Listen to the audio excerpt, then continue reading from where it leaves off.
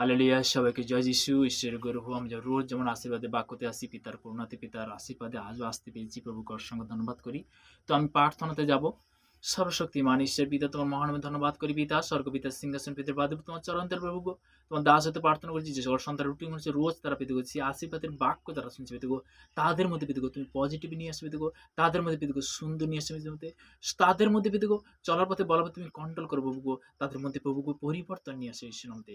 প্রভুকে সর্বদাই নতুন করে পুরনো যে প্রত্যেকটা সন্তানকে মহা আশীর্বাদ কর প্রভু। প্রভুকে সর্বদাই প্রভু আজকের এই প্রার্থনা সেই দোয়ার জন্য তোমাকে মহান ধন্যবাদ করেছি। নাসরতে প্রভু যীশু খ্রিস্টের নাম থেকে ছিলাম। আমেন আমেন আমেন। সবাইকে জয় যীশু, ঈশ্বর গৌরব। তো আমি আজকের বাক্যতে যাব গীত সংগীতা তার 118 অধ্যায় তার 1 পদে। সদাবু স্তব করো, কেননা তিনি মঙ্গলময়, তাহার দয়া অনন্তকাল স্থির। সে একদিনের জন্য কিন্তু দয়া বা করুণা করে না, সে সর্বদাই বলতে কি করুণা করে। এখানে কি বলছে? সদাবু স্তব করো, কেননা তিনি মঙ্গলময়, তাহার দয়া অনন্তকাল স্থির। তার দয়া বলতে কি তিনি কি দয়ালুবান, তিনি কি দয়ালুবান ঈশ্বর। তো তেমনি বলতে কি আমরা অনেক সময় বলতে কি যে ভেঙে পড়ি, যে না একটা জিনিস কি যদি বিশ্বাসের সঙ্গে যদি তুমি জুড়ে থাকো, অবশ্যই ঈশ্বর কি করবে? আশীর্বাদে পরিণত করবে, ফলে ফলবান করবে। যাদের মধ্যে আজকের পবিত্র বচন চাচ্ছি ঈশ্বরতে, তাদের মধ্যে গুড নিউজ আসছে ঈশ্বরতে, তার মধ্যে আশীর্বাদ আসছে ঈশ্বরতে।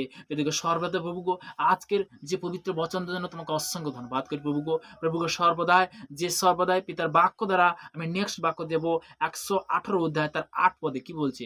মনুষ্য নির্ভর করণাপেক্ষা সদাবু শরণ লওয়া উত্তম।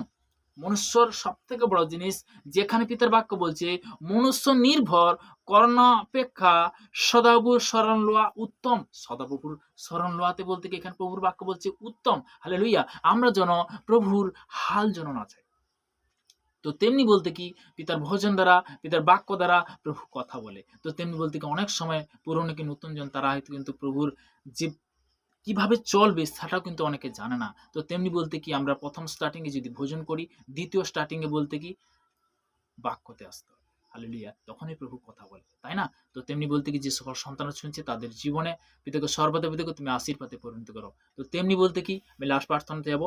সর্বশক্তিমান ঈশ্বর পিতা, তোমার মহানামে ধন্যবাদ করি পিতা স্বর্গ পিতা সিংহাসন পিতার পাদ তোমার চরণ তেল প্রভু গো, তোমার দাস আমি প্রার্থনা করছি প্রভু, যে সকল সন্তানরা রুটিন অনুসারে রোজ তা পিতাকে সে আশীর্বাদের বার্তা আশীর্বাদের বাক্য শুনছে পিতাকে, তার তুমি মহাম আশীর্বাদ করো, তুমি কৃপা করো প্রভু গো। প্রভুকে সর্বদা প্রভু গো আমরা পাপী প্রভু গো, তোমার কাছে নত হয়ে নম্রতার সহিত পিতাকে প্রার্থনা করছি প্রভু গো। তোমার বাক্য বলছে আমার প্রজারা যাহা নাম করতে আছে তার জন্য নম্র হয়ে প্রার্থনা করে এবং আপনাদের কুপদ্ধতি ফিরে আমি স্বর্গতে তা শুনবো, তাদের পাপ ক্ষমা করবো। প্রভুকে সর্বদা পিতাকে তুমি ক্ষমা সেই করেছে প্রভু গো, তোমার সর্বদা বা বচন দ্বারা পিতাকে তোমার চাহাত করছি পিতাকে। প্রত্যেকটা সন্তানের জীবনে পিতাকে তুমি তাদের মধ্যে পিতাকে সেই যিশুর স্বভাব, যিশুর গুণ তুমি নিয়ে আসবে পিতাকে। যিশুর স্বভাব ছিল যে সর্বদাই সে নম্রতা, ধীরতা, ক্ষমা পেতেগো সর্বদা প্রত্যেকটা সন্তানের মধ্যে তুমি সে নিয়ে আসো ঈশ্বরের মধ্যে পেতেগো।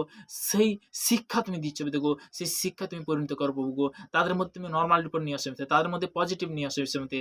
সর্বদা পেতেগো নেগেটিভ আমি ক্যান্সেল করি ঈশ্বরের মধ্যে, পজিটিভে পরিণত করো প্রভুগো। এই প্রার্থনা আসলে প্রভু যীশু খ্রিস্টের নাম থেকে চালাম। আমেন আমেন। সবাইকে জয় যীশু।